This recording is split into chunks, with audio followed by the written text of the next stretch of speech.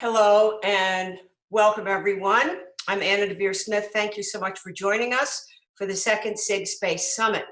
This is part of a series of online talks hosted by Signature Theater, featuring the theater's artists and experts in other fields.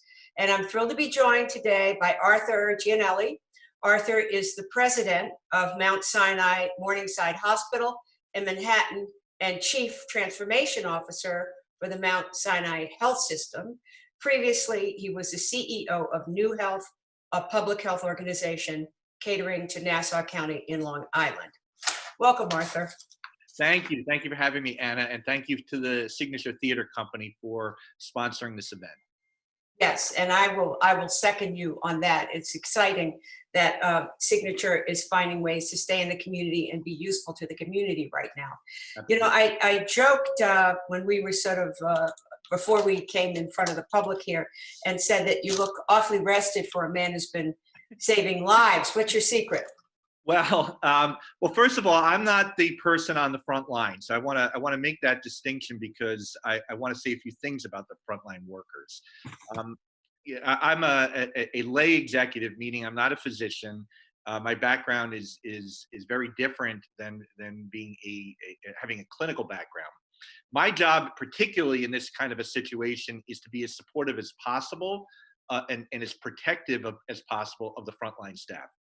The frontline staff, the physicians, the nurses, the support staff, the transporters, the environmental services professionals, the people delivering food, you name it, all of these individuals at every hospital in New York have undertaken heroic activities during this crisis, put their lives on the line, put themselves at personal risk to save hundreds and hundreds and thousands of patients during this period. And I'll just be honest with you to say, I'm just really humbled and grateful to have the opportunity to be in a position to help give them everything they need so that they can save as many lives as possible.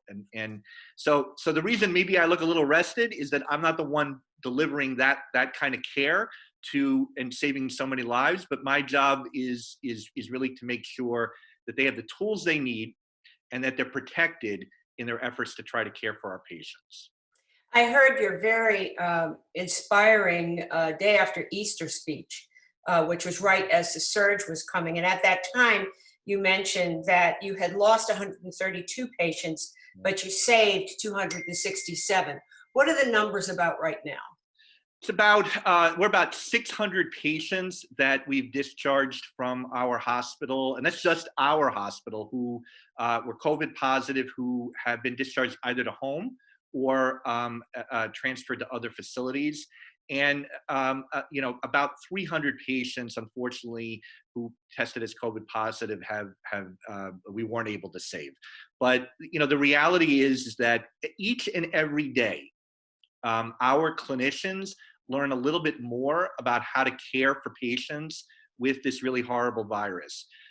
We know more today than we did a month ago, and we're in a position today really to save more lives because of what we know that we didn't know before. I'll give you an example.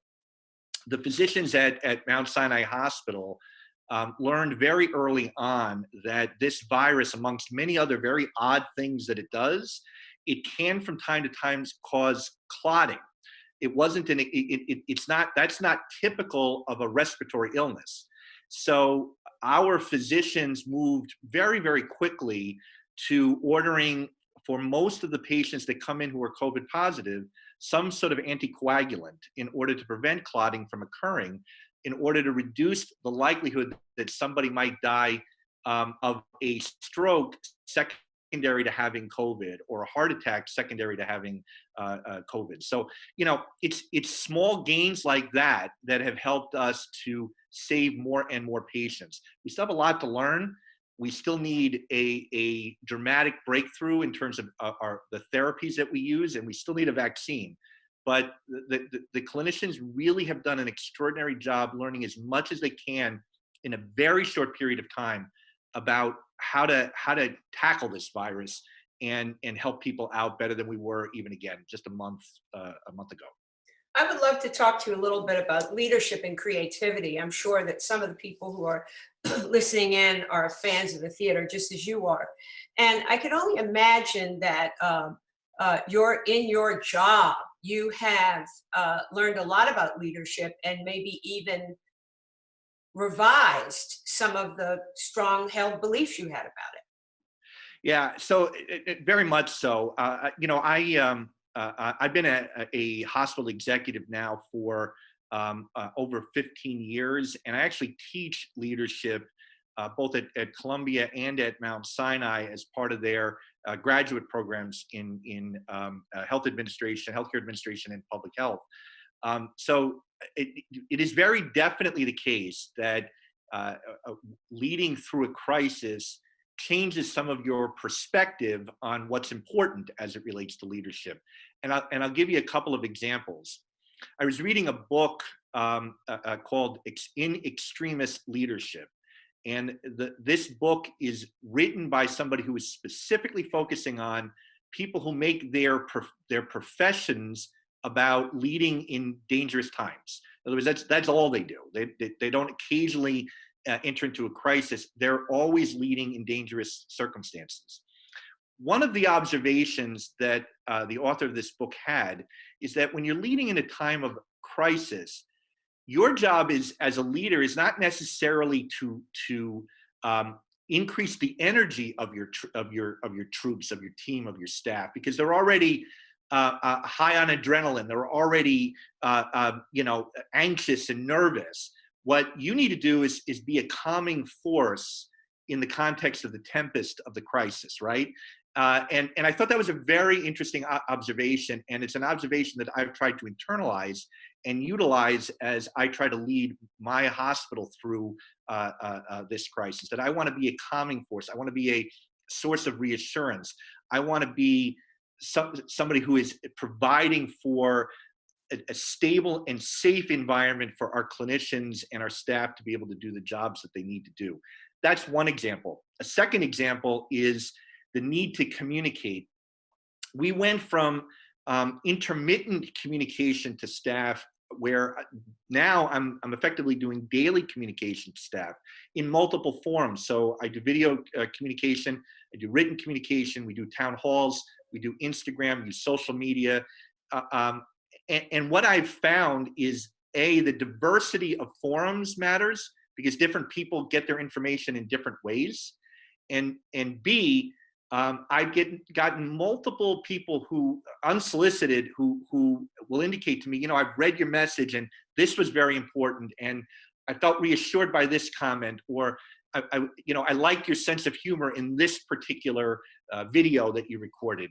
So I've found that the continuous communication on regular intervals with staff really make a difference in terms of, again, the staff feeling aligned with the goals of the organization, feeling that they have transparency into what's occurring, and feeling that they've had their voices heard, because I often reflect their voices in what I communicate back. What are some of the calming things that you do? Well, I think a few things. I mean, one, we provide a lot of we provide staff support, pastoral care support, psychiatric support.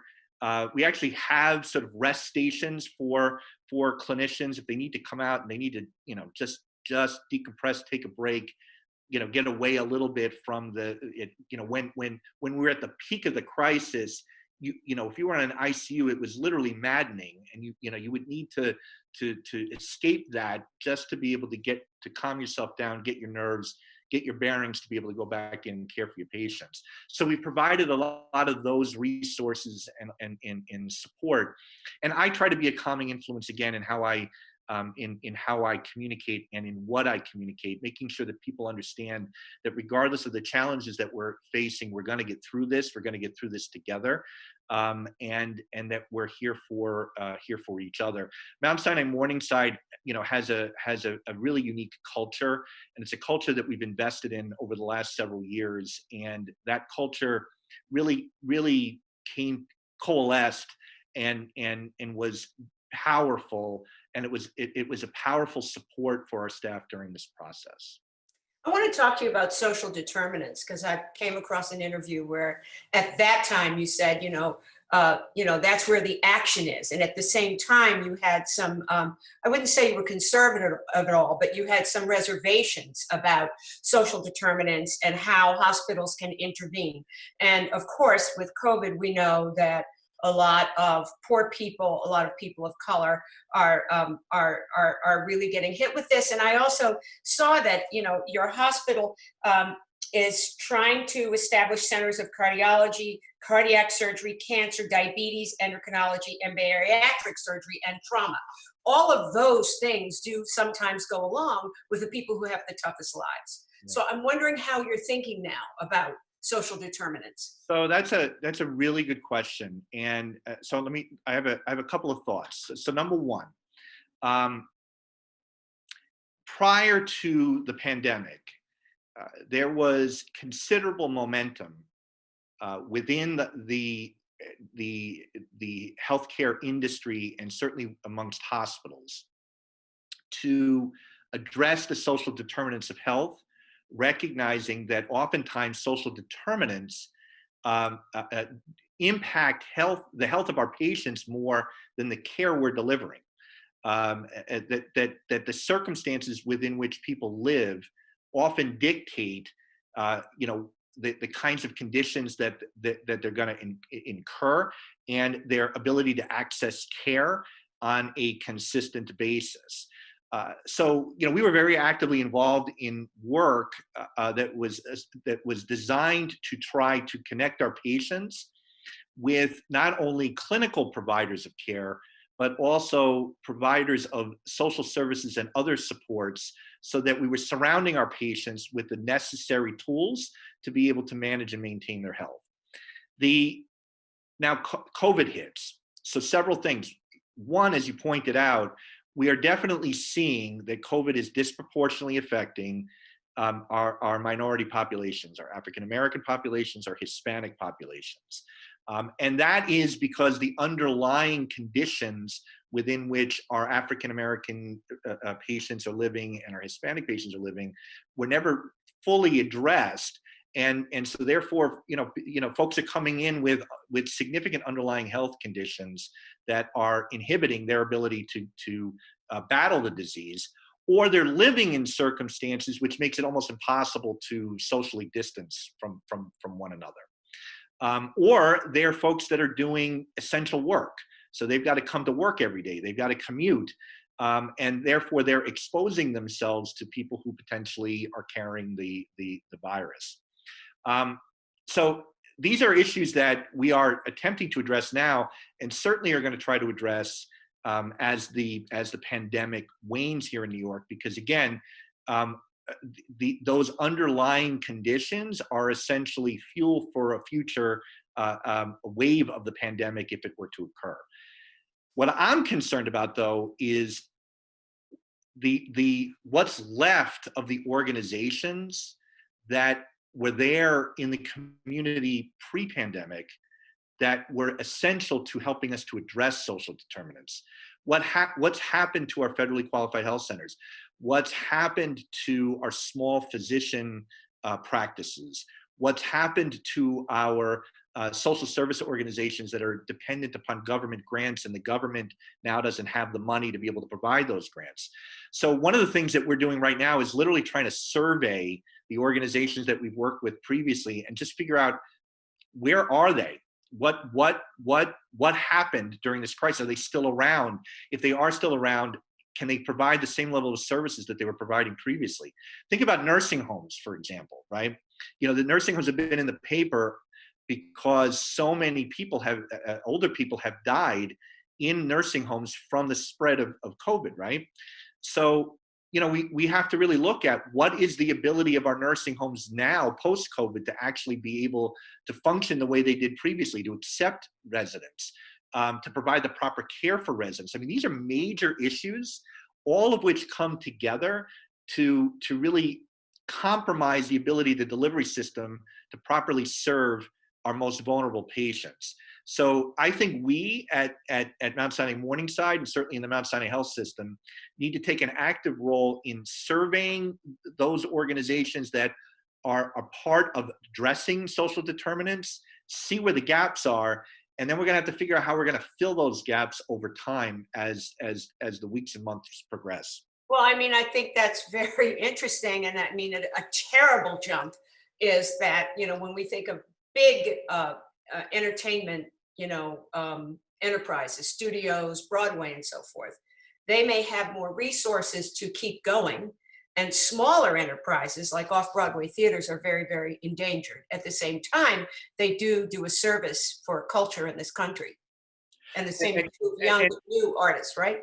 Well, no, that's exactly right. And what I'm worried about in New York, and these are unanswerable questions at this juncture, but these are questions that we're gonna have to engage at soon.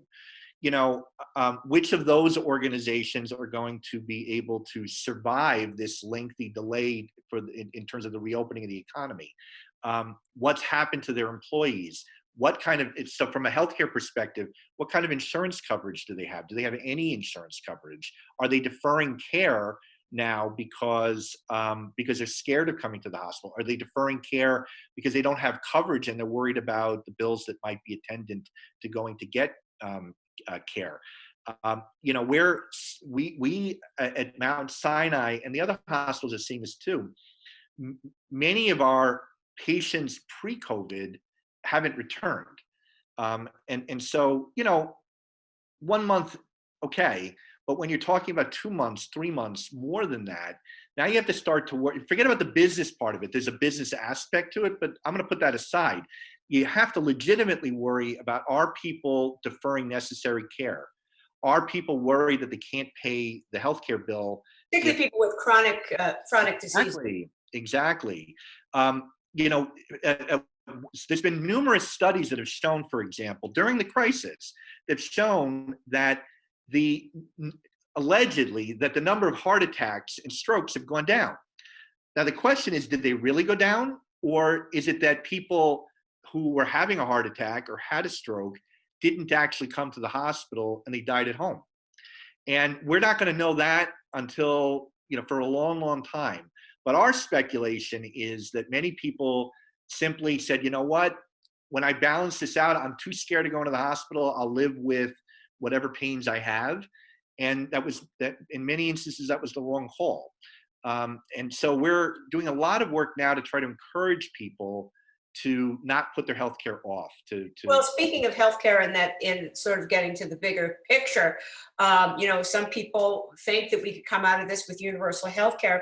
And at the same time, I think you probably have strong ideas about the ways in which politics are sometimes have a bad effect on patients. Yes, no, I do. Certainly, universal health care is a major issue, and obviously in the not to talk politics, but in the Democratic primary, there was a debate about a single payer plan versus alternatives.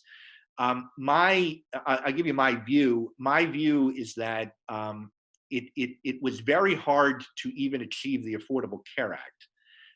The notion that in a country as divided as we are at the federal level, that we're going to be able to achieve something on the order of a single payer Medicare for all healthcare plan, I think is beyond our reach right now. I think I think our experience during this crisis about the relative and respective roles of the federal government versus the state government, and the confidence that many of us have had in the state government, and not the same level of confidence in the federal government, really makes the point that we have to be very careful about layering on massive additional responsibilities on the federal government to be able to undertake, and whether they'd be successful doing so.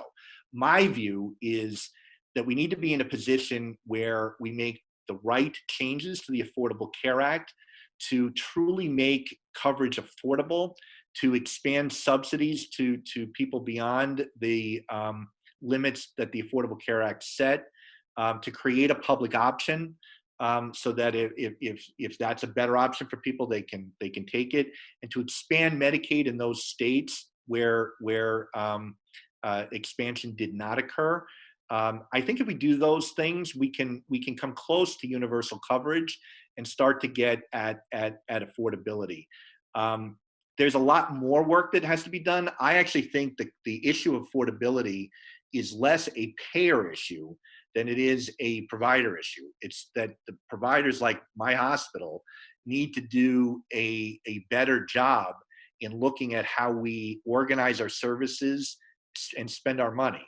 And think about ways where we can organize our services to deliver high quality care, maybe at a lower price point, at a lower cost than what we've been doing previously. Eliminate some of the waste in how we do our business. There's plenty of it there.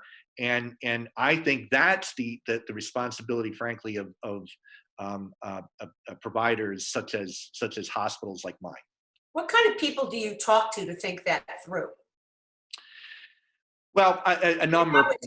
And how is COVID helping your imagination? I mean, I think what you're doing is very creative, really your hospital, as you said, was turned on its head. Yes.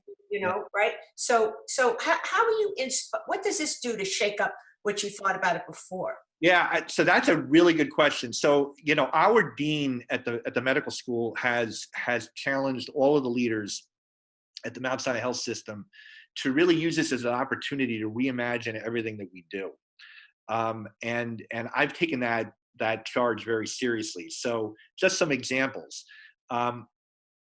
When COVID hit, as you are experiencing now, and I know a number of the staff at the theater company are experiencing, many of us work from home, and when we work from home, previous to COVID, there were all sorts of trepidations about working from home.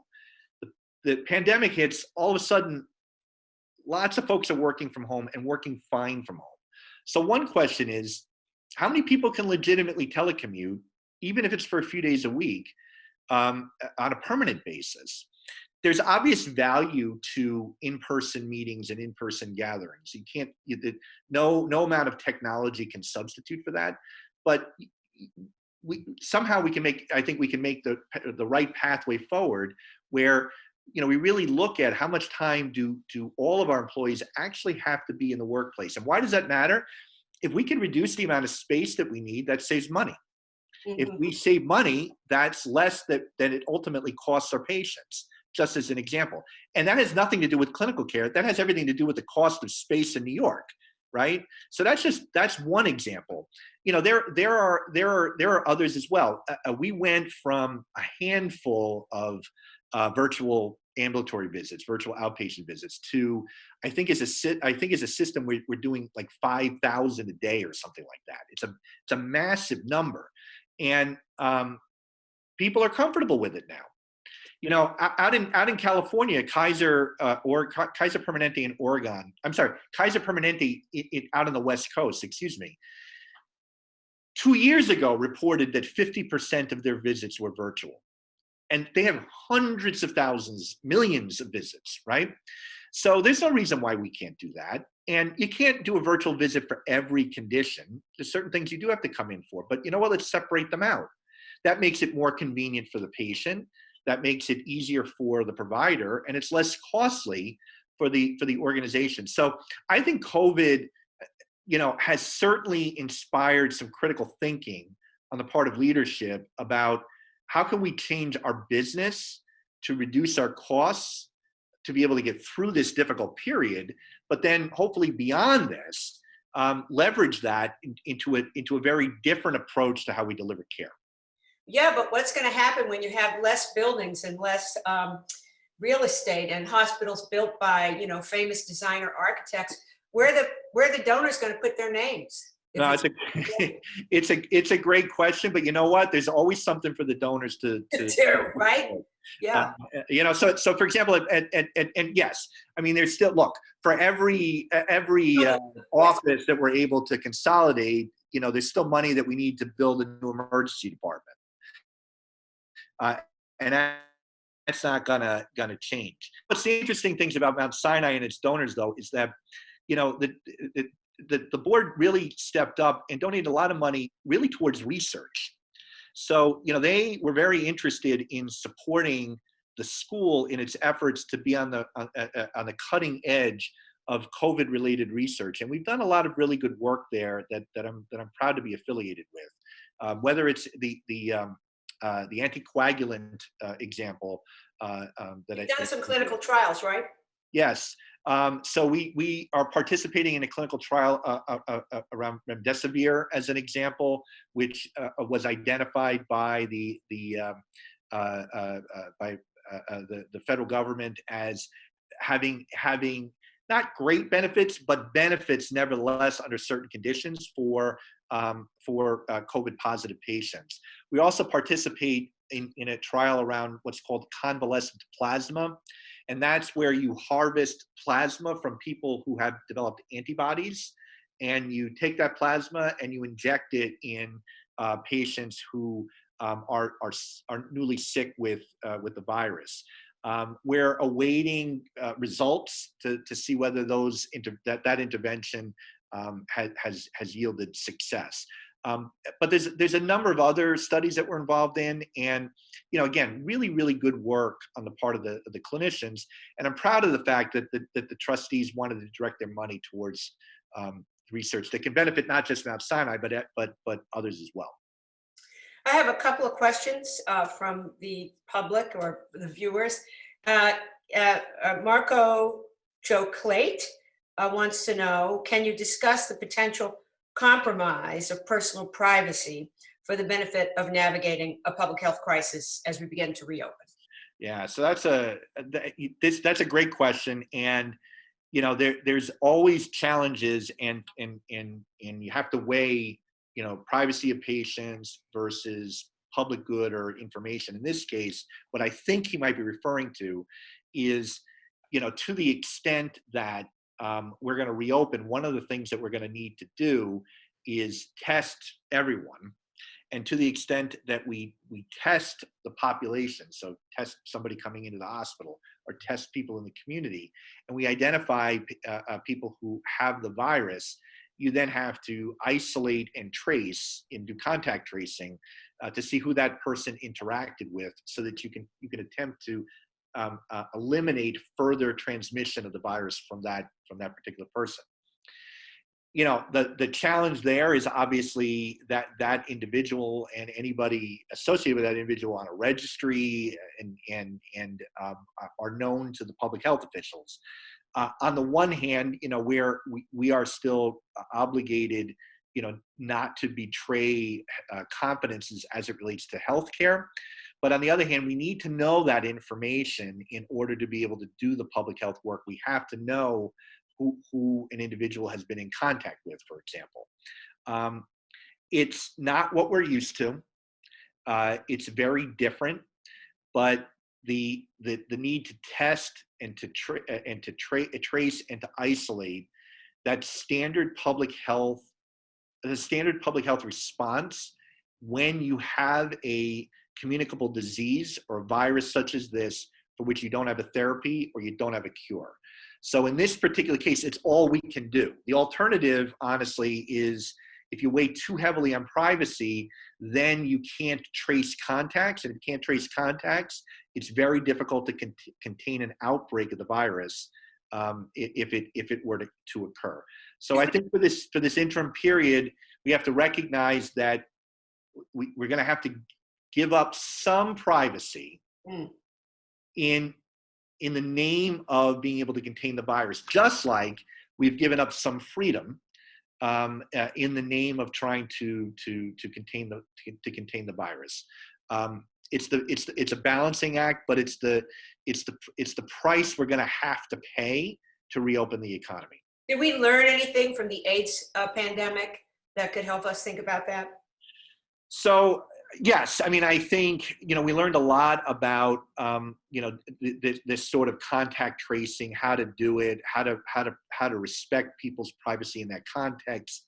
I think we've also learned a lot about respecting the patients who've contracted the disease, and as we did over time during the AIDS crisis. And I think a lot of the public health professionals that are informing policy now, so if you think about Dr. Fauci, for example, they cut their teeth during the AIDS crisis. So they're facility with the potential array of solutions, I think comes from what worked and what didn't during the AIDS crisis. You know, I read a very interesting paper by Charles Rosenberg at Harvard, who really looked at the dramaturgy of the AIDS crisis in terms of as if it were a play with 3 acts.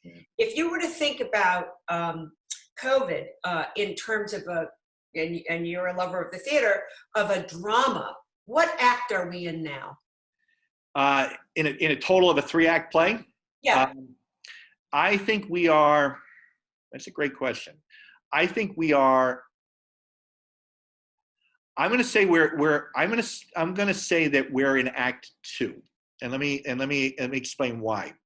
I think Act 1 wasn't even the run up, the emergence of the pandemic or the height of the pandemic. Act 1 was before the pandemic even hit. Act 1 was, what were we doing to protect ourselves as a country from a possible pandemic? Anyone in the public health field, anyone in the national security field, anyone in the emergency management field knew that a pandemic similar to this was A, a possibility, and B, increasingly likely. We've seen precursors of this.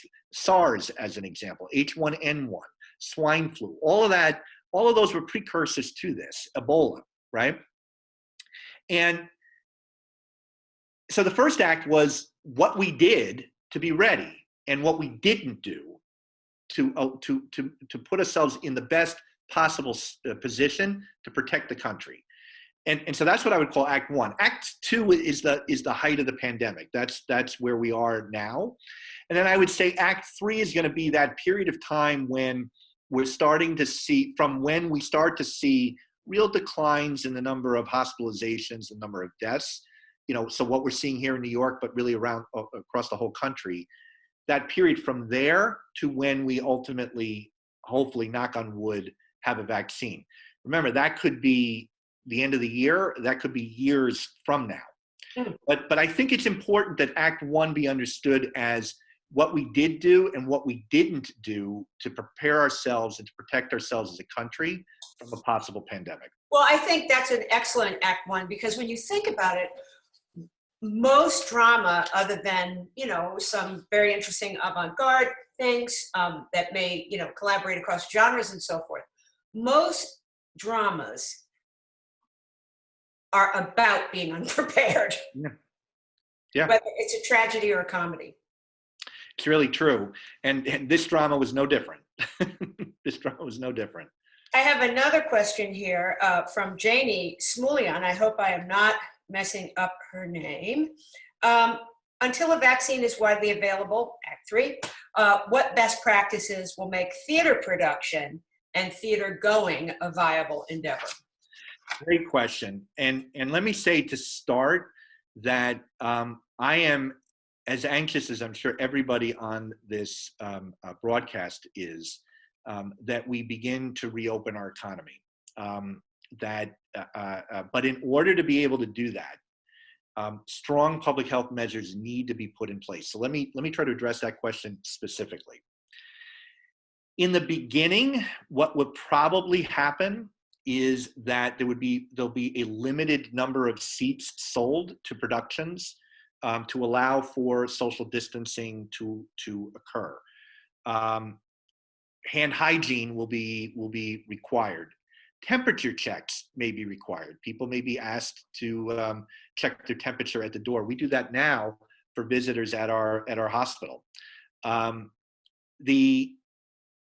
Everyone will be asked to wear a mask. And maybe what needs to happen is in the beginning, and again, I recognize that there are financial implications to all of this, but maybe what needs to happen in the beginning is that a handful of seats are sold, but maybe there's some subscription that one can get where one can watch productions remotely on one's computer or one's television. And that may be where this starts. And then over time, if by introducing those changes, we're not seeing a spike in hospitalizations or a spike in new cases, then we can perhaps reduce the amount of distancing that we require in the theater, add more people to the seats, and then do that over time. So I think, again, it's going to be social distancing, it's going to be masking, it's going to be hand hygiene, it's going to be starting with small amounts of people in the theater first, combined with probably some remote watching, and then shifting the balance.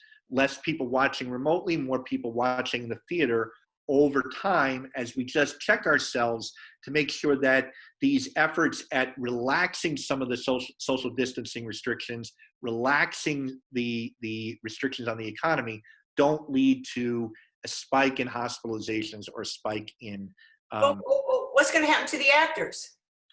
So right? We have health, right? And we have certain practices in medicine. Isn't it see one, do one, teach one? Yeah. Kind of assumes that a young doctor is going to have be in a close physical relationship with a bigger doctor, a more important, a more established doctor, and a patient. So, and we have in common that we have professions that are about the body, about being in proximity to the body, touching the body. Yeah. So no, that's a great question too. And I think a couple of things. So I have a colleague who is up in Cape Cod now, and he used to be in the theater. And what he said they're doing there is that the summer stock, the summer plays that they're running, are going to be single person plays for this particular summer. And obviously that's not an ideal solution. You want everybody to get back to work. I completely understand that. On the other hand, in the context of significant uncertainty about where all of this is going right now, it's a reasonable solution to just say, let's just get going, so let's get going with a single person play. And let's just try that. And so their approach is to have a single person play, single actor play, selected seats sold with social distancing preserved, and then you can watch it at home. So that's where I got the idea from, was that that's the approach that they're taking there. My emphasis would be on, we got to get going.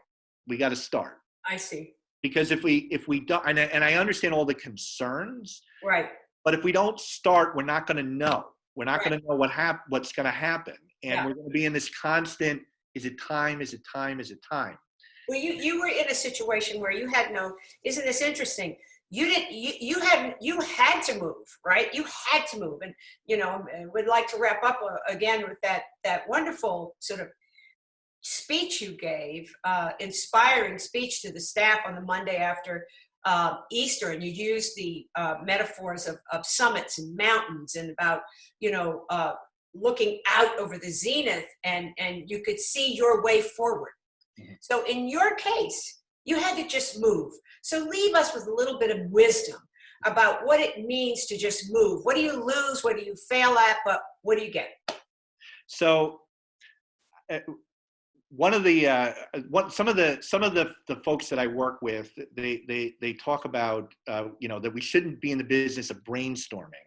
We should be in the business of try-storming.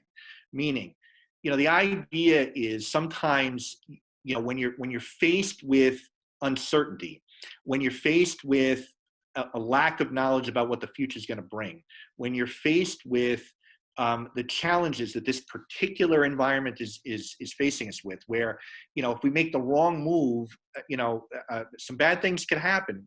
We get that. But what we can't do, what we can't be in a position of, is being paralyzed by that. We have to believe in ourselves that we can chart a pathway forward to a point where we can return as much as possible. We're not going to be able to return the whole way until there's a vaccine, but return as much as possible to the lives that we had just a couple of months ago. And I believe we can get there. I think we did what we had to do in New York to ensure that the hospitals were not overrun. And they came very close to being overrun, but we did. We got through it.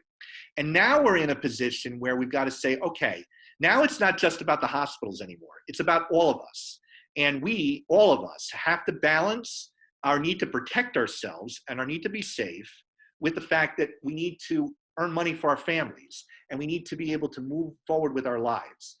And that balancing act is hard, but it is achievable. And the way it's achievable is that we all have to be responsible to one another.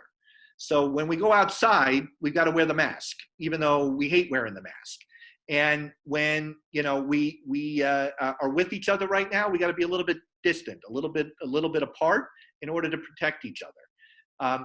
You know, when we come home, we got to wash our hands thoroughly. And you know what? If we do these things, we help ourselves and we help each other, and we make the pathway forward that much clearer. And then that gives us the foundation to be able to intelligently start to reduce the restrictions on the economy and allow us to get back to the lives that we've left. But then we have to think about, you know, how can we be intelligent about that period? So I gave you the example of that theater group up at Cape Cod. That's a very creative way to address a very challenging problem. How do you put on a theater production in the context of COVID, where, as you said, the interconnection of people on the stage is part of what you come to see. Have you ever checked out the dressing rooms backstage? Yeah, no, exactly. But then, you know what? I'm confident in folks who do that for a living. I'm confident that if given the charge, they can be creative to figure out how to do this in this context. In the same way I'm being asked to be creative in how to rethink running a hospital in this context. All of us have to do this. But the key is that I think we've got to now have faith and confidence in each other, that we're all going to work together to figure our way through this and chart the pathway forward. Art, thank you. Thank you for everything you do. Thank you for your creativity. Thank you for your courage. And thank you for the faith that you have and your extraordinary optimism. You've been a great inspiration to me. Thank you so much. Thank you for having me. Thank you so much. And